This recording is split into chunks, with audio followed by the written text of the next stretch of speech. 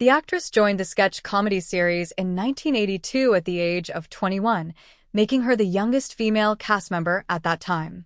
Julia Louis-Dreyfus recently reflected on an embarrassing experience from her time on Saturday Night Live.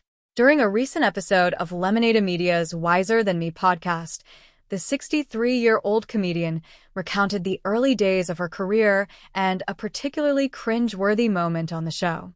"When I was just starting out, I was with the Practical Theater Company in Chicago," she shared. "The producers of SNL saw our show, loved it, and brought all of us to New York to be part of SNL. She and 3 other complete unknowns had to perform the first act of the show in front of 20 skeptical SNL cast members and writers under harsh fluorescent lights. They already disliked us because some of their best friends had just been let go to make space for us," she explained. "We were doomed." Sketches that had been a hit in Chicago flopped miserably that day. "It was excruciating," she admitted. "I think that embarrassment shaped our entire SNL experience for the next couple of years." Reflecting on that cringy day in the 17th floor office of 30 Rock, Louis-Dreyfus acknowledged, "I've learned a lot since then." She joined the sketch series in 1982 at 21, at a time when the cast included notable names like Billy Crystal, Eddie Murphy, Martin Short, and Christopher Guest, as well as her future husband, Brad Hall.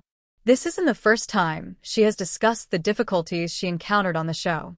In a 2019 conversation with Stephen Colbert for Montclair Films' annual Evening with Stephen Colbert, the Veep star described her 3 years on the show as pretty brutal, but very informative.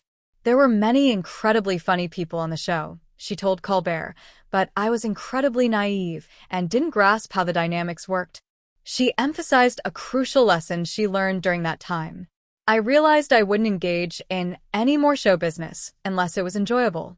I don't have to endure this kind of unpleasantness if it's not ultimately fulfilling, and that's how I've approached my career since then. I've applied a fun meter to every job, and that has proven to be very beneficial."